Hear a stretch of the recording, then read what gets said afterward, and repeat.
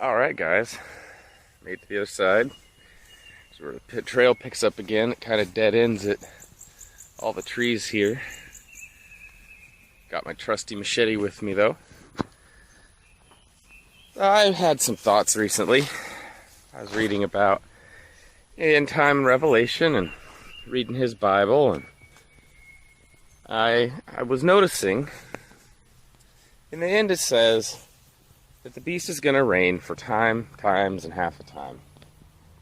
As we know, studying Scripture, or if you don't, go study Scripture, that's going to be 1 time is a year. Times is 2 years, and the dividing of times, that'd be splitting it in the middle, dividing it. Ooh, let's check out back here. That would be 3.5 years.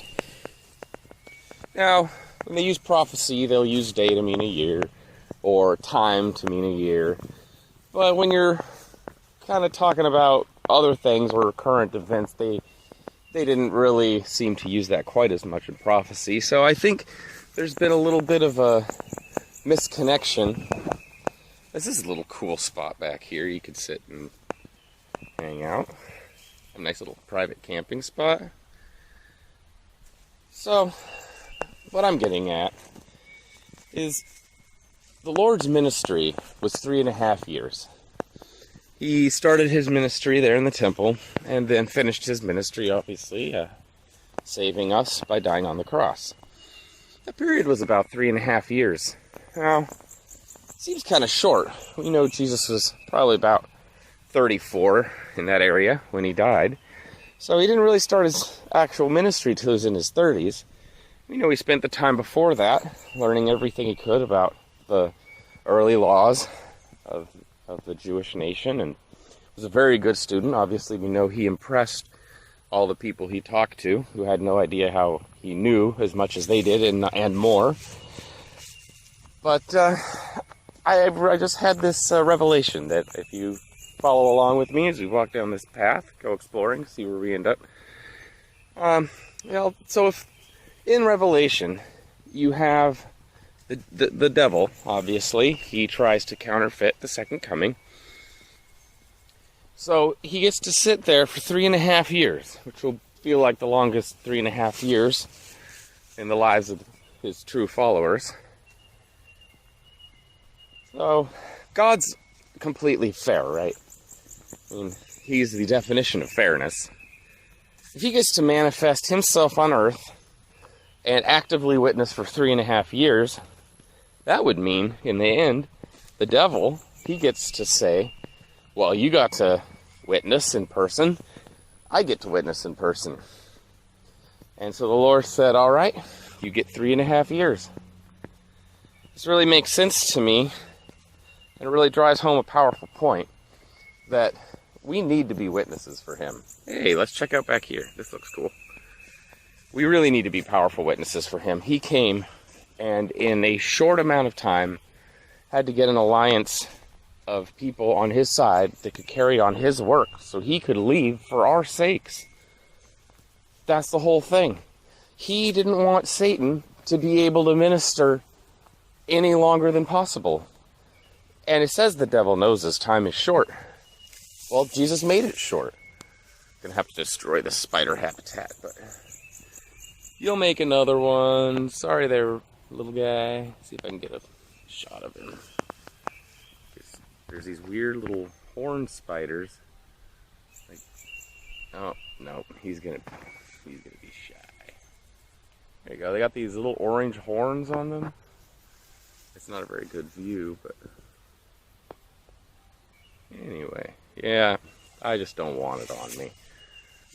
There you go. There's plenty of places to build again.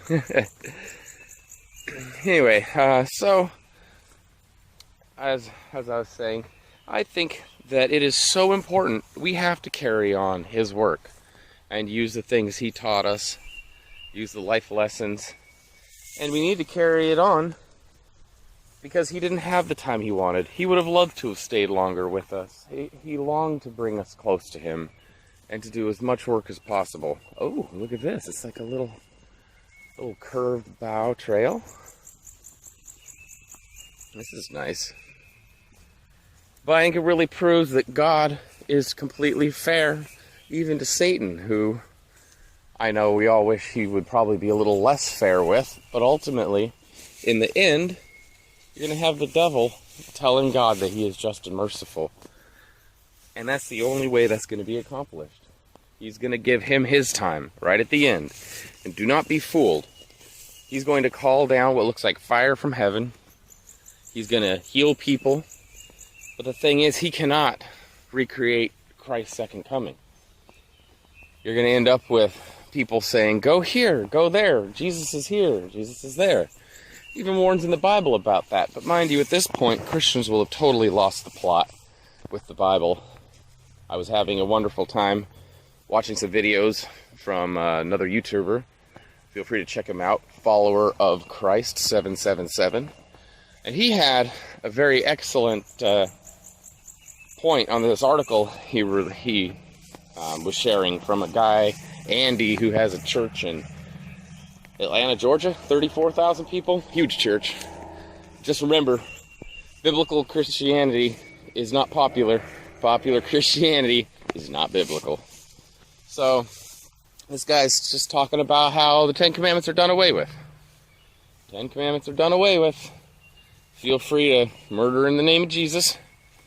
And he specifically mentions murder, which does intrigue me, because mentioning murder, we know in the last days that Jesus' true followers, Sabbath keepers, people who refuse to worship the beast and receive the mark of keeping Sunday, and we know that they're going to kill us. There's going to be a death decree. Death to the Sabbath keepers. And you think, man, that's pretty outrageous. How are you going to get all the Christians on board with that? Well, this is how. It's happening. It's been happening for the last few years. The acceleration of the teaching that, it's okay to kill.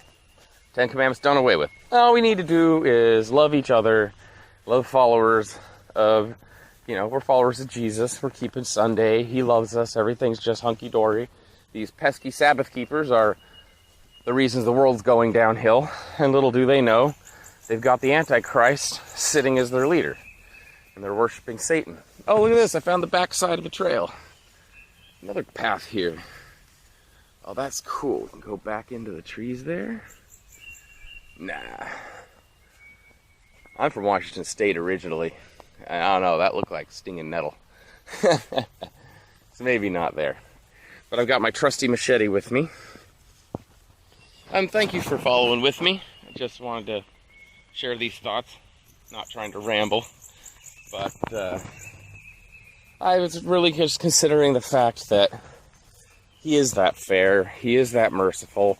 I was reading in 1 Corinthians where Paul says, did not God give the law to Moses to not muzzle an ox while he's treading the grain?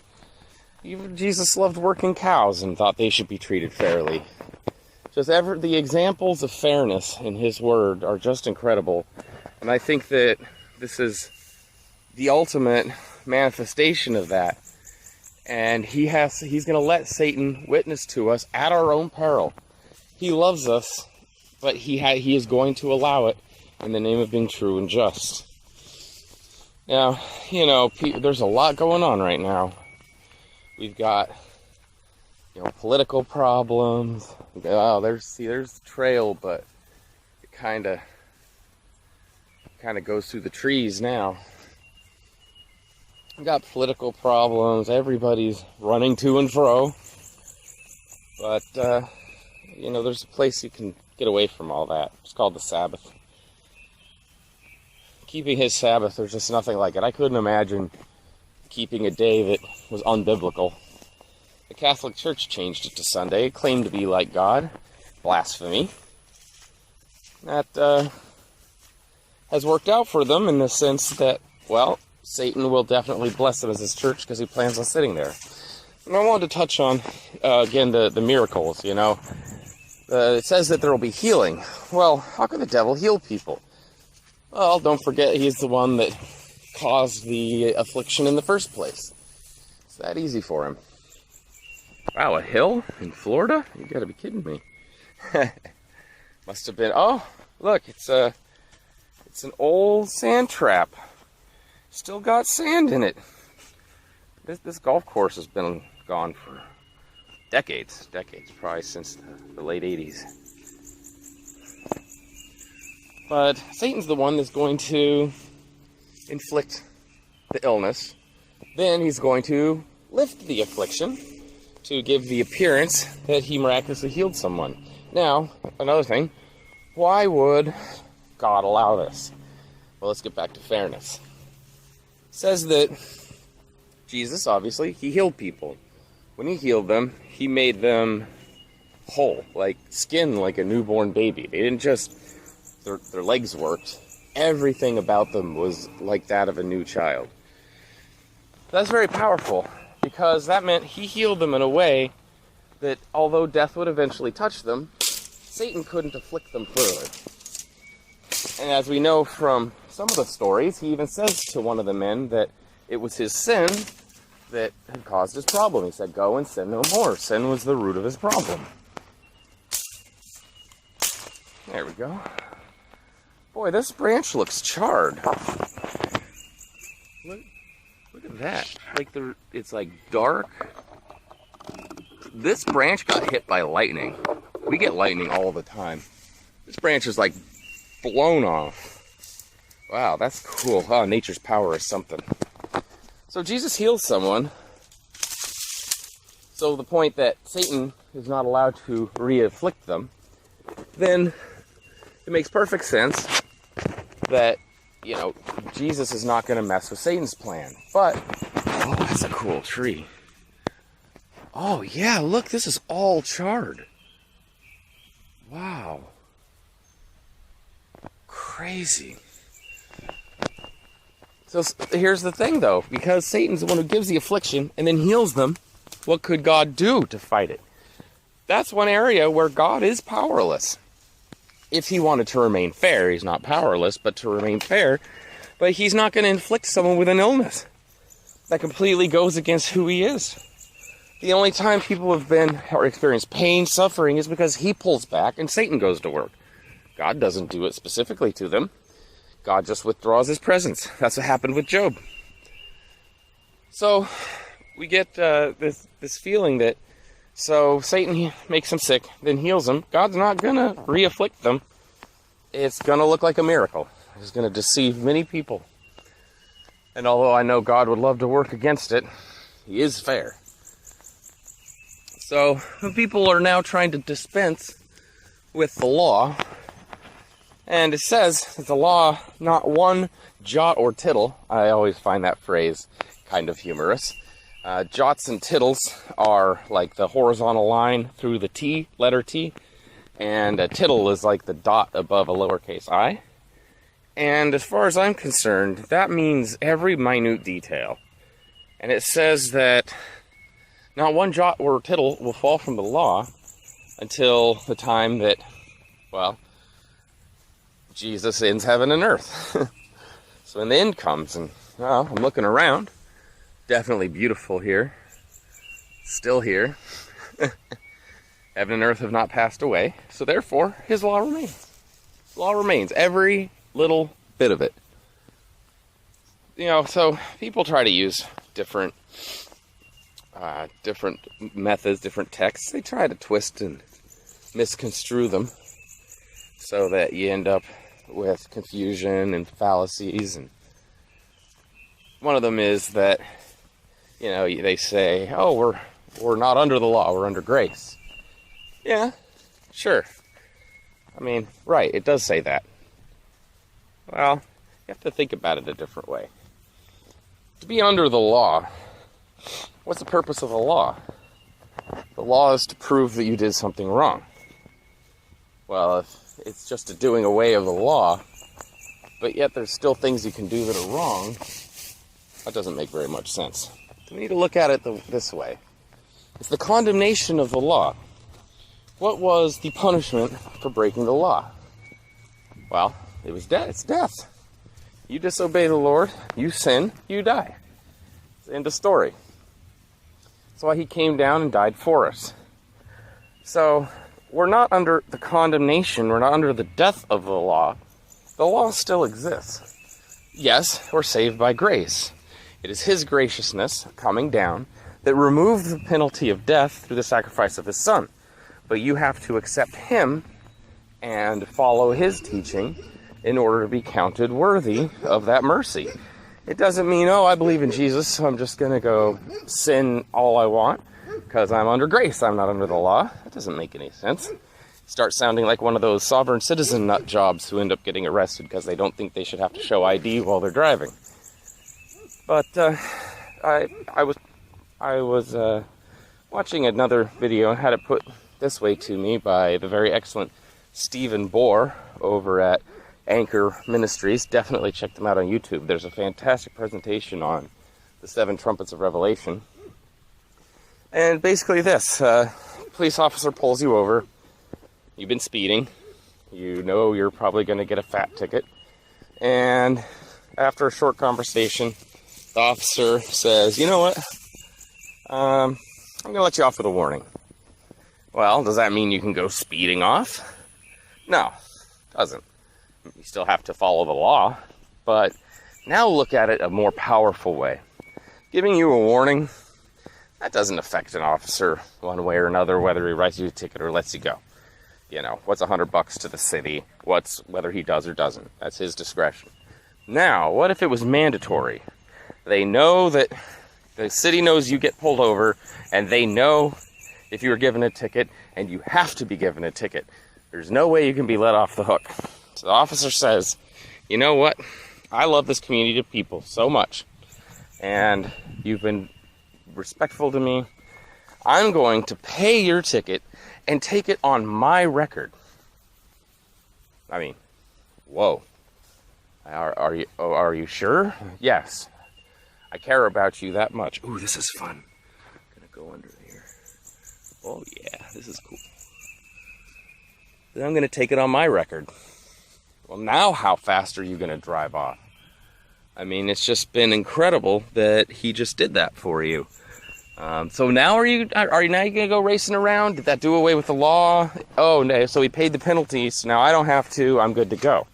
No, what would happen if that cop caught you speeding again? We say, oh yeah, that's cool, man, I got you, no problem. No, he's gonna say, why? What have you done? I paid that price for you, and now here you are doing it again. I'm sorry, but this time you need to pay the price. That's what happens when we say we accept the Lord and think we can just go on sinning. The law doesn't exist. And remember, you break one law, you've broken the whole 10 Commandments. And one law says that we need to keep the Sabbath. The 7th day, Saturday, whatever you want to call it. Oh, there's a cricket. Some big grasshoppers or crickets or whatever out here. So, yeah, he says that we should keep the Sabbath day holy. Well, what's with Sunday keepers? Oh, Sunday's a Sabbath. Okay, let's just assume for 1 second, somehow, it's not, but that Sunday was the Sunday's a Sabbath. Or we could just say, okay, they believe it's Sunday, fine. That doesn't change how it's kept. They changed the day. They've never been vocal that they change the way you keep it. You keep it holy from sunset to sunset. Let me ask you, when was the last time you ever watched a Sunday keeper keep a Sabbath from Sabbath night to Sunday night? Never. They're out at the movies, they're out shopping, they're out washing their cars, they're out mowing their lawn. And I mean, heaven help if they even go to church. It's a nothing day. They're just living a regular cycle 7 days a week. Maybe they go to church in the morning for a little bit, and their church is like a rock and roll social club. They got lights and music and praise shouting and faith healing and give us your money and plant a seed and God will bless you because you know you're blessed if you're rich. Or as the Bible teaches that it's easier for a camel to fit through the eye of a needle than it is for a rich man to enter heaven. Oh, this is gorgeous here. Got like a little grotto. That's the word, grotto. Oh, that's pretty.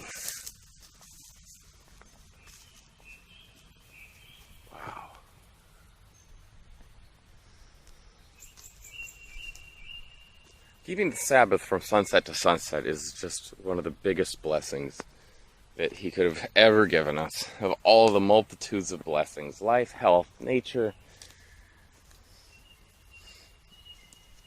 So when you have people teaching to break one of the commandments, they're condemning them. And it says in the end, there will be the multitudes who turn against their pastors.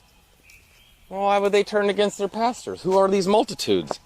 Because if the majority of the world is worshiping on Sunday, what is it going to be? Just some little church out there that, didn't quite have it right, and so there's a few people that are kind of upset at their ministers? No!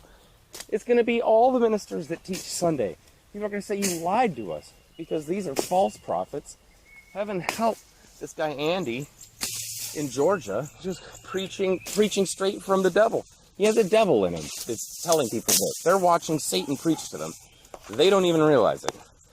And God bless you. Let me separate two things. There are good people from all walks of life that will be saved. There will be Sunday keepers who are saved because they believe they're doing what's right. But mind you, if you're not familiar, you can look it up. I'm sure I'll be talking about it in a future video. The three angels' messages. If Babylon has fallen, you need to come out. It's now the time to divide. It's the judgment right now that started in 1844. We're fast moving to the end of time. And it's going to be the decision. Who is going to follow his 10 commandments, or who is going to follow man? It is a big deal what day you worship on. It isn't just, pick a day. Just keep every day holy. It doesn't work like that. It doesn't work like that. He said the Sabbath day is holy, and to keep it holy. Doing anything other than that is to try to claim to have the power of God, which is what the Catholic Church has done. Doesn't take any hard research. Takes one Google search to pull up a ton of places where it's the Catholic Church admitting they did it. Catholic Church fully admits we have the power of God and we changed his holy day. That should be scary. I mean, I don't know. You call me crazy. That should be scary. So, wow, we kind of hit the other end, man. We got this road over here. Let's see. I think there's another trail we can catch going back over this way. So, guys, just remember, in all God's love and fairness, there are some things he asks of us. Keeping the Sabbath is definitely one of them. So when you have a conviction, if you don't keep the Sabbath, if you read and study enough, let him impress on your heart that it's what's right to do. It's not being legalistic. And people try to say, you Ten Commandment followers, you're a bunch of legalists. Well, I don't know. It kind of says, if you love me, keep my commandments. I love the Lord with all my heart. And I don't want to offend him or do anything to hurt him. I've already done enough of that in my life.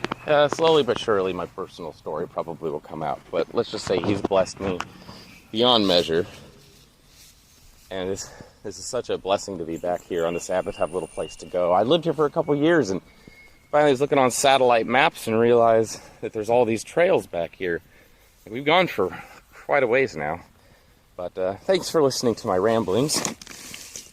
I'm going to just go ahead and film this trail the rest of the time. But thanks for coming along. Definitely going to probably do some live streams at some point. But I don't really have it's COVID right now, and so we don't really have connection with our churches. And it's another thing that I think is funny is there's all these people all upset that they can't go to church. Well, it's funny because I never saw them go to church before, but all of a sudden the government tells them they can't. Now all of a sudden they want to go to church.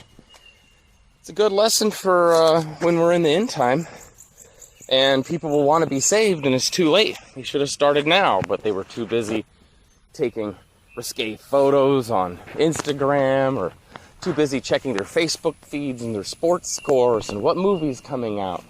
Listen, people, it's not hard to give that up, because you don't have to give it up.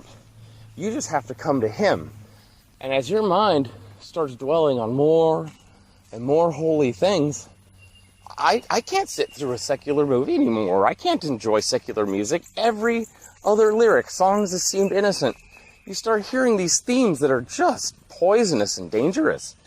You listen to the lyrics of some of these songs. What was I hearing the other night? The Rhythm of the Night, yes. Well, rhythm in music, there's pastor I just love, Ivor Meyers, used to be in a rap group called the Boogie Monsters, who were about to be pretty big in the 90s. But he gave it all up. Definitely check out his video called Escape from the Black Hole. There's multiple versions, but the original version in Jamaica, where he's from, is just powerful. He talks about the media. He has another one called Sonic Warfare, where he makes some very good points, breaks down a lot of things you have to do with music, and I love how he talks about how, rhythm moves you. And it takes the place of letting God move you. Oh, this is beautiful. The trail kind of curves around this little hill. And then we have this pond down here. Oh, wow. Got an old... watch for spider webs.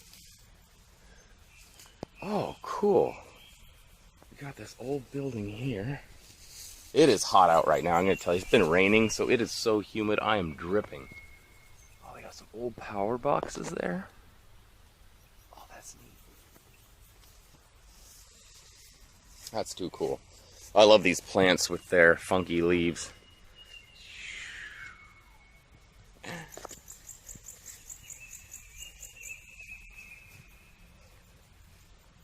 Oh, this is beautiful. Look how, I don't know, let me zoom in. Look how clear the water is. All right, had to get a drink of water. But we're back. It is hot. It is very hot. It's a beautiful pond out here. Absolutely gorgeous. So, back to my rambling. So, in the end times, we're going to be hiding in the mountains during that 3.5 years. And I think it's important people realize there's going to be 2 stages. Oh, look, a nice cement slab where we can sit. Let's do that for a second. Oh, my. That's a lot of water back here. That's a lot of water running through here.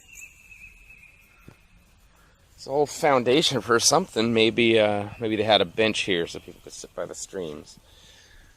Have a towel just in case, but that looks like Whoa!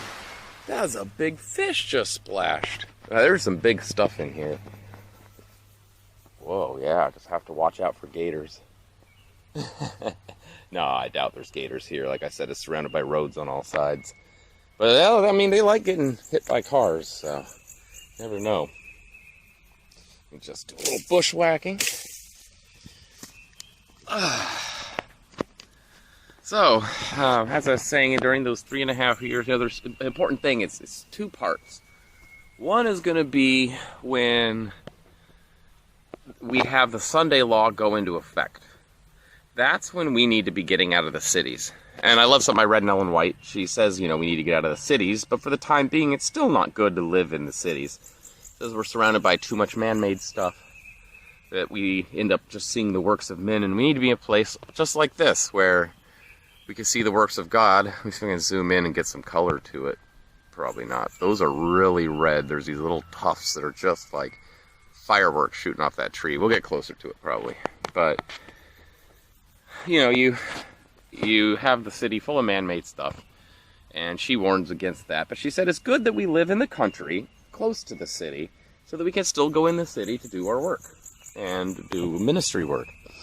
And that's where I'm at. I live in Homestead. I love the fields. I love this. You ain't gonna find this in downtown Miami.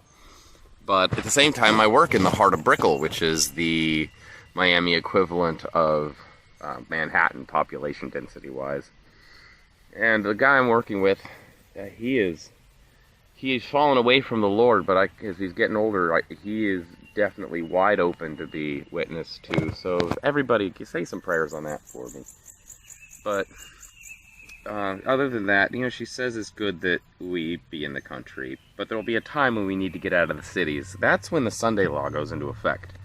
And she says that, there will be people of the faith in little towns out in the middle of nowhere that will be happy to house us through these times of trouble.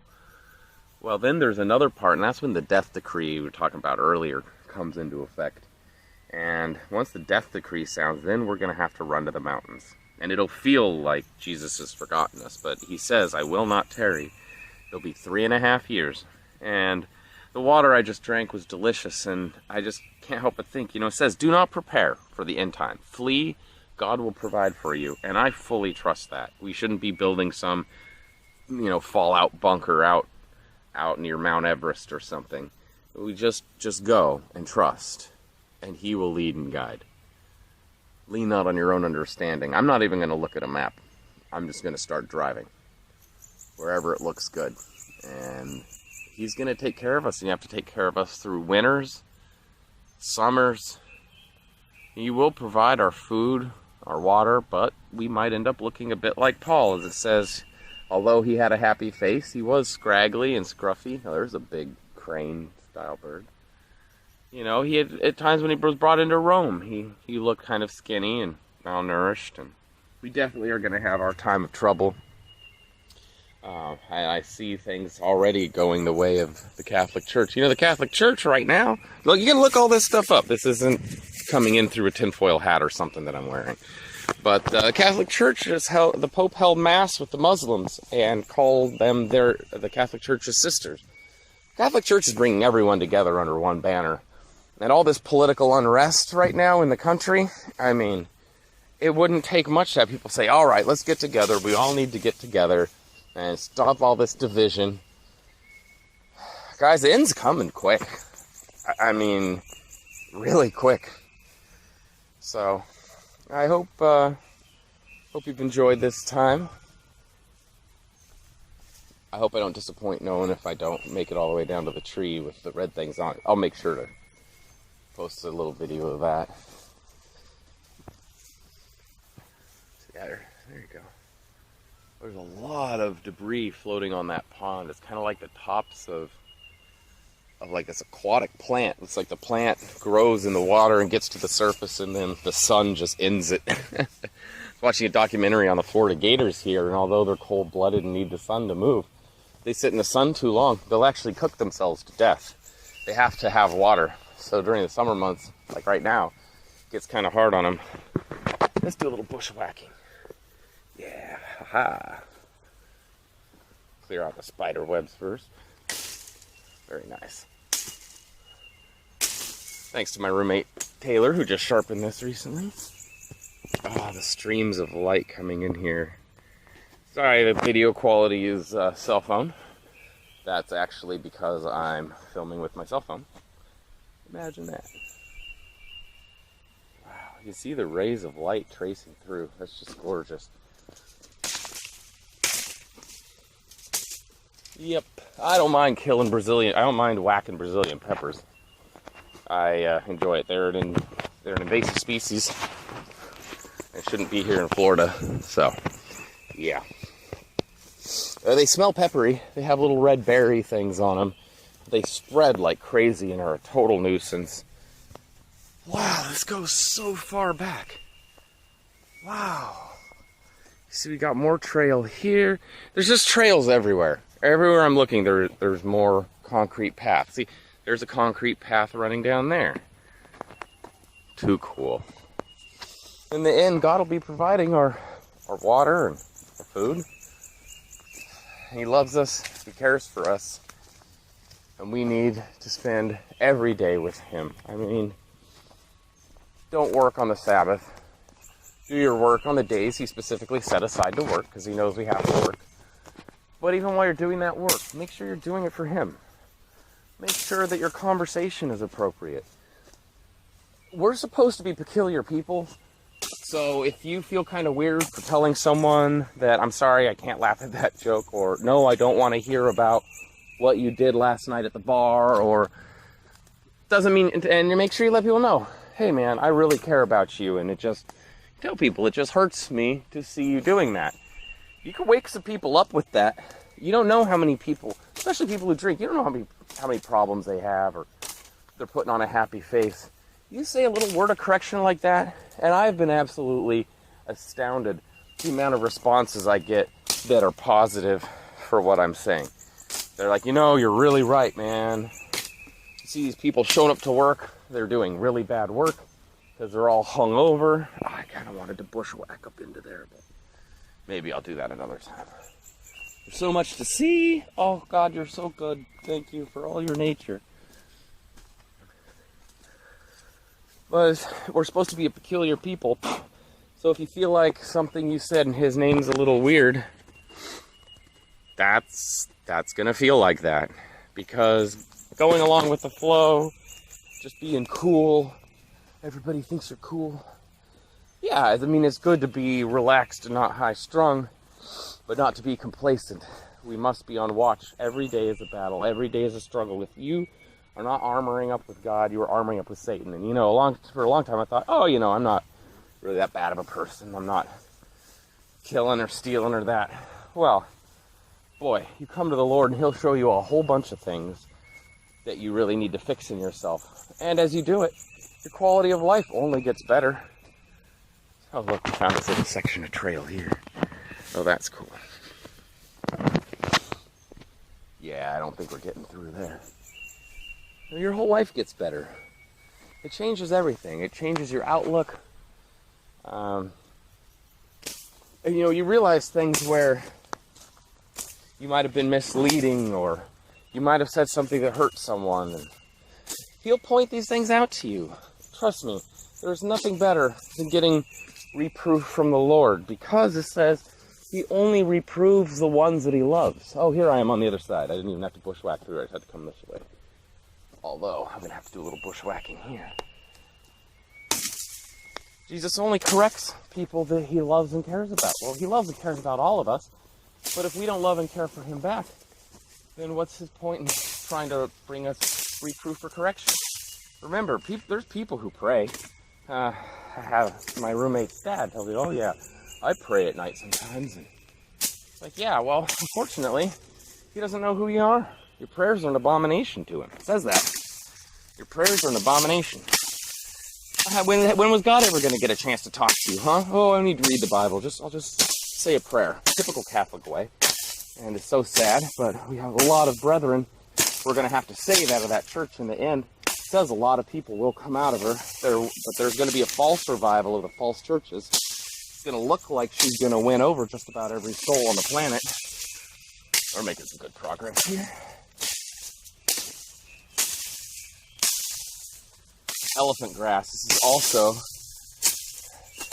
not native to Florida, and it's an invasive species. I used to have a lot of fun cleaning up the wetlands down in Cutler Bay. 1 second. Be back to the programming shortly. Boy, at least it's in the shade. That's nice. That one doesn't want to cut. All right. Yeah, there we go.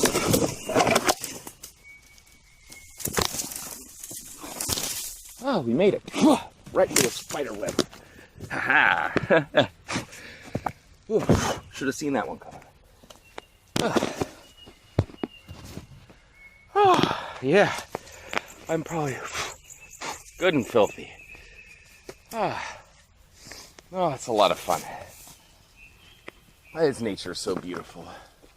Oh, wow. It was worth it. Totally worth it. Got this nice rise up here. Oh, yeah.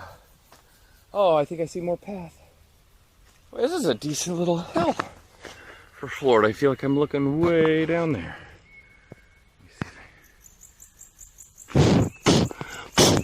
That's a big ant on me.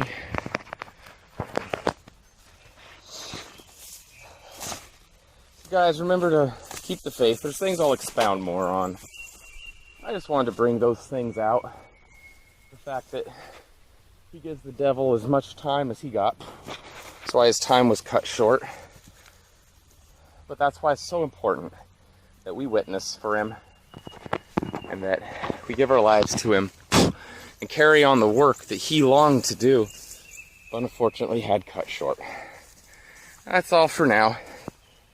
I really appreciate anybody who's watching this and has dealt with the rambling.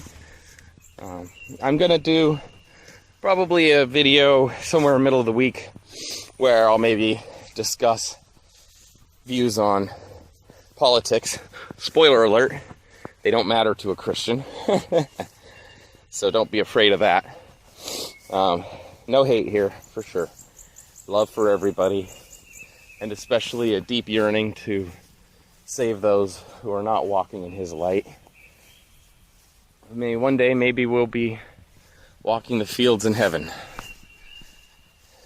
It's just gorgeous. You know, we don't realize there's water under here. If I walk slowly, you see it twinkle. It's beautiful.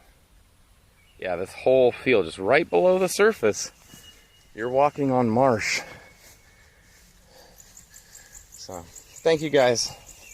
And we'll definitely keep the Sabbath videos more Sabbath related. Some things I'd like to get into. Most of them won't be this long-winded and walking around, but I just thought it would be a nice background. I wanted to check this out and didn't want to do it alone. So, many thanks for tuning in. I hope you all have a wonderful Sabbath. God bless.